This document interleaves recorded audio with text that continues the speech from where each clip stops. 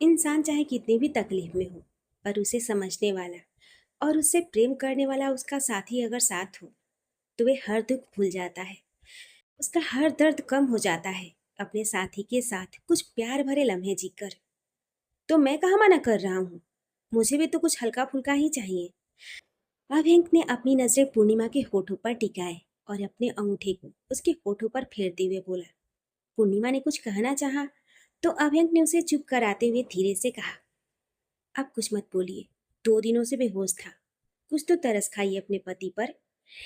इतना कहकर अभयंक ने अपने चेहरे को पूर्णिमा के चेहरे के करीब लाया। अभयंक की सांसें खुद के चेहरे पर महसूस कर पूर्णिमा ने अपनी आंखें बंद कर ली। दोनों करीब आने लगे। दोनों मिल पाते उससे पहले ही आवाज आई, सॉरी सॉरी, हमने कुछ नहीं देखा। आवाज सुनते ही दोनों अलग हुए। उन्होंने देखा दरवाजे पर अंशिका अपने हाथ में खाने की प्लेट लिए खड़ी थी। उसके साथ मुस्कुराती हुई कशिश भी खड़ी थी। अभयंक ने खुद को संभालते हुए नॉर्मल कर लिया, पर पूर्णिमा, उसका तो शर्म से बुरा हाल था। वह अपनी नजरें भी उठा नहीं पा रही थी। आप लोग आइए ना अंदर। अभयंक ने एक नजर पूर्णिमा पर डालते हुए कशिश और अंशिका से कहा, तो अंशिका ने कशिश को और कशिश ने अंशिका को देखा और दोनों अंदर आ गई। सॉरी सॉरी, हमने तुम दोनों को डिस्टर्ब कर दिया। वे बड़ी माँ ने तुम दोनों का खाना यहीं भेजा है। अंशिका ने अपने हाथ में पकड़ी थाली को दिखाते हुए कहा, मैं अभी आती हूँ। कहकर पूर्णिमा जल्दी से बाथरूम में घुस गई। उसे ऐसे जाता देखकर अंशिका और कशिश दोनों हंस पड़ी। कैसे हो? अंशिका ने अभयंक के पास बैठकर उसके गाल पर प्यार से हाथ रखते हुए पूछा। ठीक हो दी। अभयंक ने भी अंशिका के हाथ पर अपना हाथ रखते हुए कहा, पता है तुम्हें, होश नहीं आ रहा था तो कितना डर गए थे हम सब। पूर्णिमा का तो बुरा हाल था, फिर भी उसने इन 2 दिनों में पुलिस, घर, हॉस्पिटल और ऑफिस सब कुछ संभाला। सच में पूर्णिमा बहुत ही हिम्मत वाली लड़की है। मुझे खुशी है कि तुम्हारे जीवन में पूर्णिमा तुम्हारी जीवन साथी बनकर आई। अंशिका ने कहा तो अभय के चेहरे पर हंसी खिल गई। ये सब मैं अकेले नहीं कर पाती, अगर आधार मेरे साथ नहीं होते। बाथरूम से बाहर आती हुई पूर्णिमा ने कहा तो सबकी नजरें उस ओर गई। आपके एब्सेंस में आधार ने घर के एक रिस्पॉन्सिबल सदस्य की तरह सारी जिम्मेदारियों को निभाया है। मुझे जहाँ भी जरूरत पड़ती वे मेरे साथ होते थे। आज मैं ये जरूर कहना चाहूंगी कि आधार की शादी जिस भी लड़की से होगी वे बहुत ही किस्मत वाली होगी। पूर्णिमा के मुंह से आधार की तारीफ सुनकर कशिश के दिल में एक हलचल सी होने लगी। वहीं अभयंक को आज अपने भाई पर बहुत ही गर्व हो रहा था। कशिश जब से आई थी वह चुप थी और ये बात अभयंक नोटिस कर रहा था। क्या बात है, आज मेरी साली साहिबा ने मौन व्रत लिया है क्या? सबकी बोलती बंद करने वाली आज खुद चुप है। यह आश्चर्य की बात नहीं। अभयंक ने कहा तो सबने उसकी ओर देखा। वहीं कशिश मुस्कुरा उठी। आज पता चला जीजू मुझे इतना नोटिस करते हैं। कशिश ने अपने रूप में आते हुए कहा, जब साली साहिबा सामने होंगी तो नजरें और कहीं थोड़ी ही टिकेगी। अभयंक ने तिरछी नजर से पूर्णिमा को देखते हुए मुस्कुराकर कहा, देख ले पूर्णिमा, तेरे होते हुए जीजा जी की नजर कहीं और भटक रही है। कशिश ने पूर्णिमा को चिढ़ाते हुए कहा, मुझे भटकती आत्मा और भटकती नजरों को काबू में करना अच्छे से आता है। पूर्णिमा ने कहा तो सब हंस पड़े। कुछ देर बाद अंशिका दक्षिता के बुलाने के बाद चली गई। उसके थोड़ी देर बाद कशिश भी जाने लगी। पूर्णिमा अभयंक को खाना खिला रही थी। बाद में मिलने का कहकर वे भी बाहर आ गई और नीचे सबके पास जाने लगी, जहां उस समय घर के सभी लोग एक साथ बैठे थे। कशिश जा ही रही थी कि किसी ने उसका हाथ पकड़कर उसे कमरे में खींच लिया और उसके मुंह पर हाथ रखकर उसका मुंह बंद कर दिया। चुप, मैं हूं आधार, तुम्हारे मुंह से हाथ हटा रहा हूं, चिल्लाना मत। इतना कहकर उसने कशिश के मुंह से अपना हाथ हटाया। कशिश लंबी लंबी सांस लेते हुए बोली, आपका क्या दिमाग फिर गया है? मुझे मारने का इरादा है क्या? फट! आधार ने अजीब सा मुंह बनाकर बोला, जैसे उसे कुछ समझ ही नहीं आया। क्या व्हाट? ऐसे कोई करता है क्या? मुंह बंद कर दिया मेरा, मेरी तो सांसें ही रुकने वाली थी। कशिश ने कहा, मुंह पर हाथ रखा था मैंने, तुम्हारा नाक नहीं बंद किया था जो इस तरह बोल रही हो। सांस लोग नाक से लेते हैं, मुंह से नहीं। आधार ने कहा, पर मैं लेती हूँ मुंह से सांस, आपको कोई प्रॉब्लम है? कशिश ने चिढ़ते हुए कहा। फिर कुछ याद आते ही बोली, एक मिनट, आपने मुझे इस तरह खींचा क्यों? तुमसे बात करने के लिए। आधार ने कहा, इस तरह खींचकर कौन बात करता है? आपके पास तमीज नाम की चीज है या नहीं? चुप करो, पहले मेरी बात सुनो, आधार ने कहा। पर कशिश का बोलना जारी था। नहीं सुना मुझे कुछ भी। बदतमीजी करने वालों से मैं कोई बात नहीं करती। बात करनी है इसका क्या मतलब? ऐसे खींचेंगे? इंसान को डर के मारे ही कुछ हो सकता है, हार्ट अटैक भी आ सकता है। कशिश बोल ही रही थी कि अचानक से उसकी आवाज बंद हो गई, क्योंकि आधार ने उसकी आवाज बंद कर दी, उसके होठों पर अपने होठ रखकर। कशिश तो जैसे जम चुकी थी। सब कुछ सून हो चुका था, बिल्कुल ब्लैंक। उसे कुछ समझ नहीं आ रहा था कि उसके साथ हुआ क्या।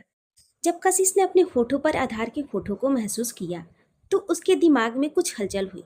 उसने अपनी पूरी ताकत लगाकर आधार को धक्का दिया, जिससे आधार पीछे हो गया। कशिश की आंखों में आंसू थे। उसने उसे घूरते हुए अपना हाथ उठाया आधार को थप्पड़ मारने के लिए, पर आधार ने उसका हाथ बीच में ही पकड़ लिया और उसे मोड़कर उसकी पीठ से लगाते हुए अपने करीब कर लिया। छोड़िए मुझे, मैंने कहा हाथ छोड़िए मेरा। आपने ऐसा क्यों किया? क्यों किया? इतना कहकर कशिश रोने लगी। आधार ने धीरे से उसकी कलाई छोड़ दी और उसे अपने गले से लगा लिया। कुछ देर तक कशिश यूं ही रोती रही। जब थोड़ा शांत हुई तो उसने उसे खुद से दूर कर दिया और उसके माथे पर प्यार से चूमते हुए बोला, आई लव यू कशिश। आधार ने जैसे ही ये कहा, कशिश ने अपनी नजरें उठाकर उसे देखा। आधार उसकी आंखों में देख रहा था। आधार ने फिर से कहा, मैं तुमसे प्यार करने लगा हूं कशिश, बहुत प्यार। तुमने जब इतने दिनों से मेरी बात नहीं सुनी तो मुझे तुमसे बात करने के लिए यह तरीका अपनाना पड़ा। आधार कहकर चुप हुआ तो कशिश ने उसकी ओर हैरानी से देखते हुए कहा, ये ये क्या कर रहे हैं आप? आधार ने उसके दोनों हाथों की हथेली को अपने हाथों में थामते हुए बोला, मैं कह रहा हूँ, बिल्कुल सच कह रहा हूँ। तुमने जब मुझसे बात करना छोड़ दिया तो तुम नहीं जानती मेरे ऊपर क्या बीते। जब तुम मुझे इग्नोर करती तो तुम नहीं समझ सकती कि मुझ पर क्या बीत रही थी। तुम महसूस नहीं कर सकती उस वक्त जो मेरी हालत होती थी।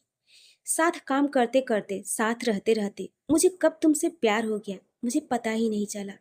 अब मैं तुम्हारे साथ इस सफर में आगे बढ़ना चाहता हूँ, तुमसे शादी करना चाहता हूँ, तुम्हें हम सफर बनाना चाहता हूँ और तुम्हारा हम सफर बनना चाहता हूँ।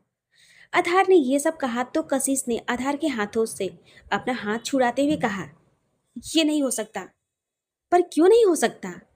आधार ने पूछा। ये मैं आपको बताना जरूरी नहीं समझती, कशिश ने अपना मुंह फेरते हुए कहा, पर मैं जानना चाहता हूँ। आधार ने जोर देते हुए कहा, मैं आपको बताने के लिए बाध्य नहीं हूँ। कशिश ने कहा और जाने लगी, मैं तुमसे प्यार करता हूँ इसलिए जानने का अधिकार भी रखता हूँ। मैंने आपको ऐसा कोई भी अधिकार नहीं दिया, कशिश ने उसकी आंखों में देखते हुए कहा। आधार कुछ बोलने को हुआ पर कशिश ने अपना हाथ दिखाकर उसे रोक दिया और बोली, आज के बाद मुझे छूने की या मेरे पास आने की कोशिश भी मत कीजिएगा। मेरा रेजिग्नेशन लेटर कल सुबह आपके टेबल पर पहुंच जाएगा। इतना कहकर कशिश तेज कदमों से बाहर चली गई। आधार बेसुध सा वहीं खड़ा रहा। वहीं कशिश नीचे आई और उसने पंकज जी के पास आकर कहा, मामा जी, काफी देर हो गई है, अब हमें चलना चाहिए। कशिश ने कहा तो पंकज जी ने हाँ में गर्दन हिलाया और चलने के लिए उठकर खड़े हो गए।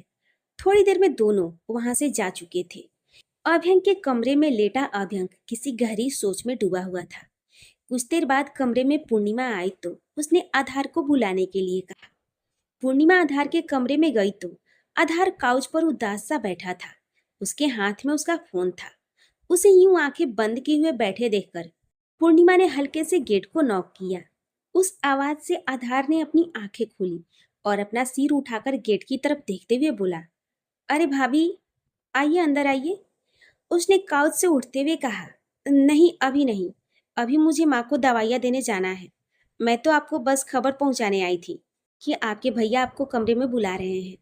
मुझसे कोई काम है क्या? आधार ने पूछा। अब ये तो मुझे नहीं पता, मुझे बस इतना पता है कि आपको भेज दूं उनके पास। ठीक है, मैं अभी जाता हूँ। इतना कहकर आधार जाने को तैयार हुआ। पूर्णिमा भी वहां से देविका जी के कमरे में चली गई। कुछ देर बाद आधार अभ्यंक के कमरे में आया। अभ्यंक इस समय अपनी आंखें बंद किए लेटा हुआ था। आधार ने दरवाजे पर नॉक किया और बोला, आपने बुलाया? आधार की आवाज सुनकर अभ्यंक उठकर बैठने को हुआ, पर कंधे में चोट के कारण बैठ नहीं पाया। आधार ने जाकर उसे जल्दी से सहारा दिया। क्या करते हैं आप? अब चोट लगी है तो ध्यान रखना चाहिए ना। आधार ने उसे ठीक से बैठाते हुए कहा। तुम हो ना मेरा ख्याल रखने के लिए, फिर मैं क्यों खुद अपनी फिक्र करूं? अभ्यंक ने मुस्कुराते हुए कहा। इस बार आधार ने कुछ नहीं कहा। अभ्यंक देख पा रहा था उसका उतरा हुआ चेहरा। क्या हुआ? चेहरा इतना उतरा हुआ क्यों है? अभ्यंक ने उसकी बाजू को पकड़ उसे अपने पास बैठाते हुए कहा। आधार ने कुछ नहीं कहा, बस अपना सिर झुकाए उसने नामे गर्दन हिलाया। अभ्यंक ने उसके कंधे पर हाथ रखा तो उसके सीने से लग गया और किसी छोटे से बच्चे की तरह रोने लगा। आखिर था तो वे घर में सबसे छोटा और सबका लाडला, इसलिए अभ्यंक के सामने आकर वे कमजोर पड़ गया और रोने लगा। आधार।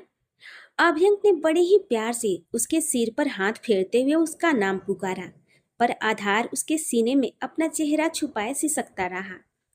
मैं ठीक हूँ बेटा, देखो अब तो घर भी आ गया और तुम्हारे सामने भी हूँ। फिर क्यों रो रहे हो? कोई और परेशानी भी है क्या? बोलो आधार। जब आधार ने कोई जवाब नहीं दिया तो वे चुप हो गया और उसे जी भर कर रो लेने दिया।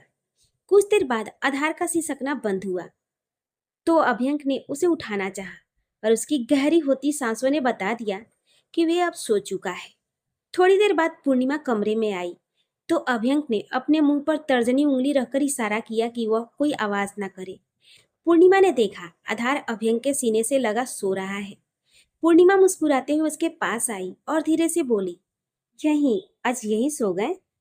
हाँ, पता नहीं क्यों आज बहुत ही रो रहा था, रोते रोते ही सो गया। अभ्यंक ने आधार के सिर पर हाथ फेरते हुए कहा। आपसे बहुत प्यार करते हैं, आपको गोली लगी तो डर गए होंगे। पूर्णिमा ने कहा। हाँ शायद। अभ्यंक ने कुछ सोचते हुए कहा। क्या हुआ, क्या सोच रहे हैं? पूर्णिमा ने दवाई अभ्यंक की ओर बढ़ाते हुए कहा। अभ्यंक ने पूर्णिमा के हाथ से दवाई ली और खाने के बाद बोला, मुझे लगता है कोई और बात है। इसका इस तरह रोना ये अलग है पूर्णिमा। इतना कहकर अभ्यंक ने गिलास पूर्णिमा की ओर बढ़ाया। पर आपको ऐसा क्यों लग रहा है? पूर्णिमा ने अभ्यंक के हाथों से गिलास लेते हुए कहा। मैं इसके स्वभाव को बचपन से जानता हूँ। ये थोड़ा नटखट है, बड़ बोला है, पर अपनी तकलीफ जल्दी किसी के सामने जाहिर नहीं करता है। आज इसे देखकर ऐसा लग रहा है जैसे आज इसका दिल बहुत ही दुखा हो। आप फिक्र मत कीजिए, कल बात कीजिएगा आराम से। आप भी सो जाइए। इतना कहकर पूर्णिमा ने अभ्यंक की थोड़ी सी मदद से आधार का सिर अभ्यंक की गोद से हटाया और उसके सिर के नीचे एक पिलो लगा दिया। आप दोनों आराम से सो जाइए। पूर्णिमा ने अभ्यंक को सही से सुलाते हुए कहा। पर आप कहाँ सोइएगा? अभ्यंक ने पूर्णिमा से पूछा। उसे उसकी फिक्र हो रही थी।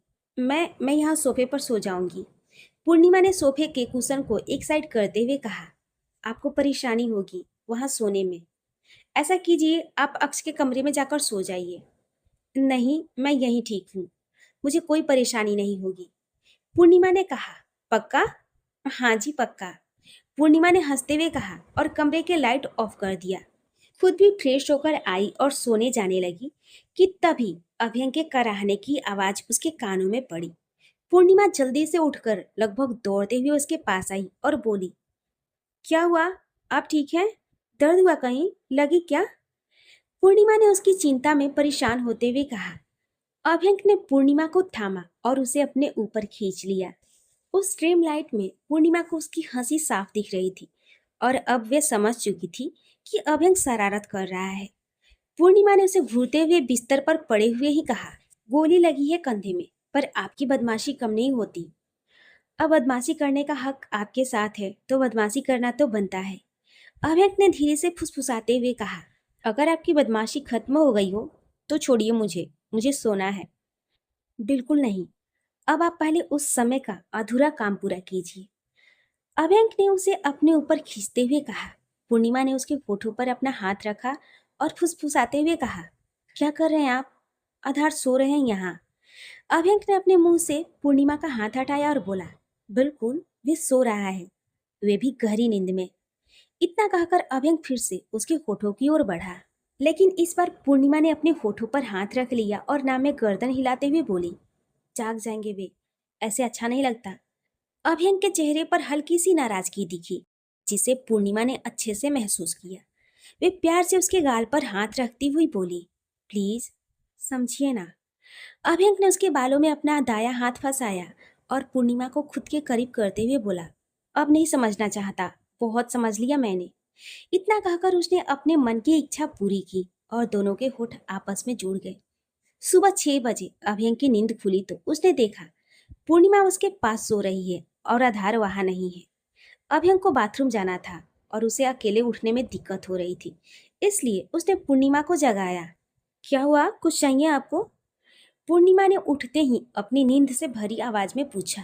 हाँ, वे मुझे बाथरूम यूज करना है, अभ्यंक ने कहा। चलिए मैं आपको पहुंचा देती हूँ।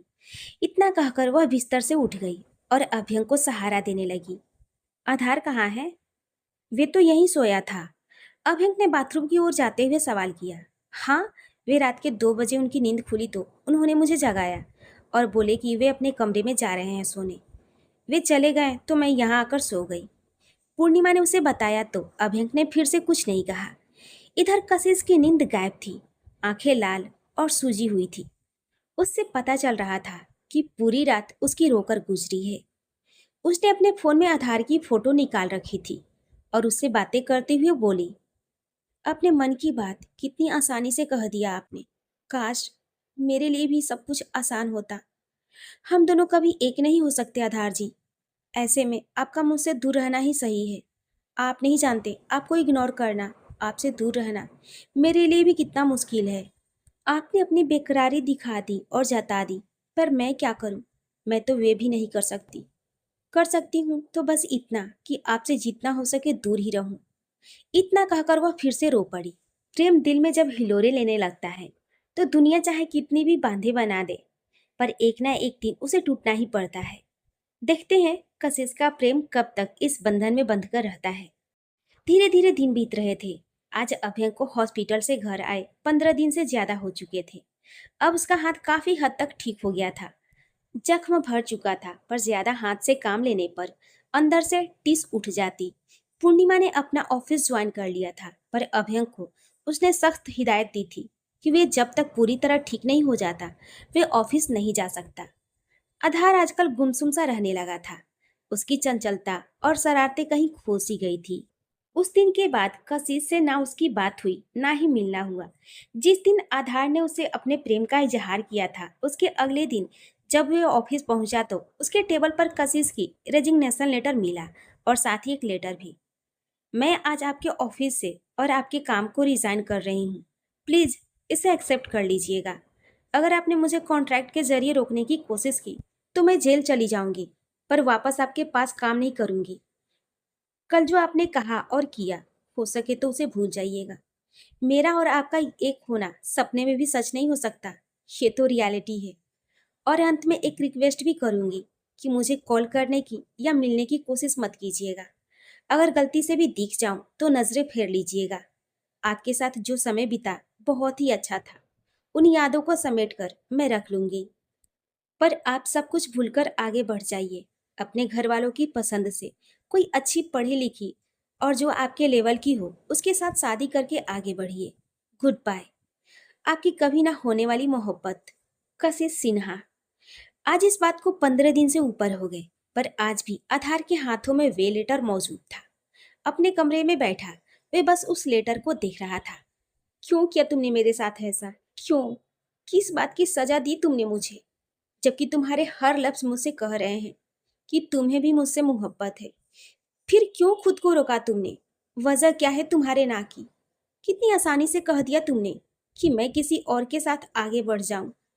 क्या ये कहते हुए तुम्हारे दिल में कुछ चुभा नहीं? तुमने लिख दिया, मैं तो सोच भी नहीं सकता कि तुम किसी और के साथ। सबकी किस्मत एक जैसी नहीं होती। भैया इज लकी, उन्हें उनका इश्क मिल गया। तुमने कहा तुम्हें फोन ना करूं, मैंने नहीं किया। तुमने कहा तुमसे मिलने की कोशिश ना करूं, मैंने कोई कोशिश नहीं की। तुमने कहा जब तुम मिलो तो नजरें फेर लूं, पर क्या मैं ये कर पाऊंगा? मेरे दिल का क्या हाल है कैसे बताऊं तुम्हें? कितना मुश्किल है मेरे लिए एक एक पल काटना, कैसे समझाऊं? क्यों दी तुमने मुझे इतनी बड़ी सजा? आधार कशिश के उसी लेटर को अपने हाथ में लिए खुद से ही बातें कर रहा था कि किसी ने उसके कमरे का दरवाजा नॉक किया। आधार जल्दी से उठा और उस लेटर को वहीं टेबल पर रखने के बाद उठकर दरवाजा खोलने लगा। उसने दरवाजा खोला तो सामने अभयंक खड़ा था मुस्कुराता हुआ। भैया आप आइए ना। आधार ने एक तरफ होकर अभयंक को अंदर आने का रास्ता देते हुए कहा। क्या कर रहे थे? अभयंक ने कमरे में चारों ओर अपनी नजर दौड़ाते हुए कहा। कुछ नहीं भैया, ऑफिस जाने की तैयारी कर रहा था बस। आधार ने कहा। आओ बैठो। अभयंक ने उसे अपने पास बुलाकर बैठाया। आजकल बहुत ही काम करने लगे हो, जिम्मेदारियां बहुत ही अच्छे से निभा रहे हो, देखकर अच्छा लग रहा है।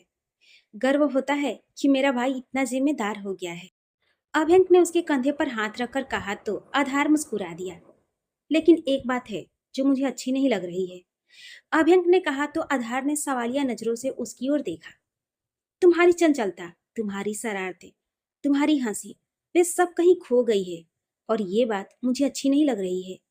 अगर जिम्मेदारियों ने तुम्हें ऐसा बना दिया है तो कम कर दो ये बोझ। ये बोझ मैं अपने ही से ले लूंगा, पर कोई और बात है, कोई और वजह है तो बताओ मुझे। अभयंक ने प्यार से उसे समझाते हुए कहा। ऐसी कोई बात नहीं है भैया, जीवन में आगे बढ़ने के लिए जिम्मेदारियां भी लेनी पड़ती है और खुद को कहीं भूलना भी पड़ता है। ये बात आपसे बेहतर कौन समझ सकता है। ये चंचलता, ये हंसी, इनका कोई मोल नहीं होता। कीमत होती है तो बस अपने काम की, वही कर रहा हूँ और करने की कोशिश कर रहा हूँ। आधार ने अभयंक की बातों का जवाब दिया तो अभयंक कुछ और कह नहीं पाया, बस हाँ में गर्दन हिलाकर रह गया। मैं चलता हूँ भैया, 1 घंटे में एक मीटिंग अटेंड करनी है, बाय। इतना कहकर आधार कमरे से निकल गया। इधर उसके जाने के बाद अभयंक ने खुद से ही कहा, तुम्हारे चेहरे की हंसी मैं वापस लाऊंगा, बस एक बार पता चल जाए कि तुम छुपा क्या रहे हो। क्योंकि इतना तो तय है कि तुम कुछ ना कुछ तो छुपा रहे हो। पर अब मैं वजह भी पता करके रहूंगा और तुम्हारे होठों की हंसी भी वापस लाऊंगा। इतना खुद से कहकर वह जाने को हुआ कि न जाने कहां से एक हवा का हल्का सा झोंका खिड़की से अंदर आया और टेबल पर रखे कुछ पन्नों को उड़ाकर बिखेर दिया। उनमें से एक उड़ता हुआ कागज उसके पैरों में आकर लिपट गया। अभयंक नीचे झुका और उस कागज को उठाकर टेबल पर वापस रखकर जाने को हुआ कि कुछ चंद शब्द जिस पर अनजाने में ही उसकी नजर पड़ी थी, उसने उसके जाते हुए कदमों को रोक दिया। अभयंक वापस मुड़ा और उस पन्ने को अपने हाथ में उठाकर पढ़ने लगा। वह जैसे जैसे उसे पढ़ता गया वैसे वैसे उसकी आंखें हैरानी से बड़ी होती गई। ये कोई और पन्ना नहीं बल्कि कशिश का वही लेटर था जो उसने अपने रेजिग्नेशन लेटर के साथ आधार के लिए छोड़ा था। अब वह अभयंक के लिए आधार की उदासी का कारण समझना कोई मुश्किल काम नहीं था। उसने उस लेटर को मोड़कर अपने पास रखा और फिर आधार के कमरे से निकल गया। पूर्णिमा अपने ऑफिस में बैठी अपने काम में व्यस्त थी कि टेबल पर रखा उसका फोन बज उठा। उसने स्क्रीन पर नजर डाली तो पापा नाम शो हो रहा था। उसने अपना लैपटॉप साइड में किया और कॉल रिसीव किया। हेलो पापा, कैसे हैं आप? पूर्णिमा ने एक चौंकती आवाज में कहा। मैं ठीक हूँ, तुम कैसी हो? पंकज जी ने पूछा। मैं भी ठीक हूँ। पापा क्या बात है, आपकी तबीयत ठीक नहीं है क्या? पूर्णिमा को उनकी आवाज कुछ उदास सी लगी। नहीं, मेरी तबीयत बिल्कुल ठीक है। तो फिर आप परेशान क्यों लग रहे हैं? वे बेटा, क्या तुम आज थोड़ी देर के लिए घर आ सकती हो? हाँ, क्यों नहीं आ सकती, जरूर आऊंगी। पर कोई परेशानी है तो आप अभी बताइए मुझे, पूर्णिमा ने चिंता करते हुए कहा। नहीं, ऐसी कोई परेशानी नहीं है, पर हाँ, कशिश को लेकर थोड़ा चिंतित हूँ। क्यों, उसे क्या हुआ है? उसने ऑफिस से रिजाइन दे दिया है। क्या? कब और क्यों दिया रिजाइन? शायद 15 दिनों से ऊपर हो गए। मुझे कोई खास वजह उसने नहीं बताई, पर आजकल गुमसुम सी रहती है, ज्यादातर कमरे में ही रहती है। ना पहले की तरह बात करती है, ना हंसती है, एकदम उदास और शांत सी हो गई है। मैं पूछता हूँ तो कुछ बताती नहीं है। हो सकता है तुम्हें बता दे। हाँ, मेरी कल ही उससे बात हुई थी। इनफैक्ट 15 दिनों में तो कई बार बात हुई, पर उसने मुझे कुछ नहीं बताया। उसने रिजाइन कर दिया है और आधार ने भी मुझे नहीं बताया, या फिर अभयंक जी को भी कुछ नहीं बताया। पूर्णिमा ने कुछ सोचते हुए कहा। वही तो, पता नहीं क्या बात हुई होगी। पंकज जी ने चिंतित स्वर में कहा। आप टेंशन मत लीजिए पापा, मैं आती हूँ तो बात करती हूँ उससे। आज कोशिश करूंगी कि ऑफिस से जल्दी निकल जाऊं। ठीक है बेटा। इतना कहकर पंकज जी ने कॉल कट कर दिया।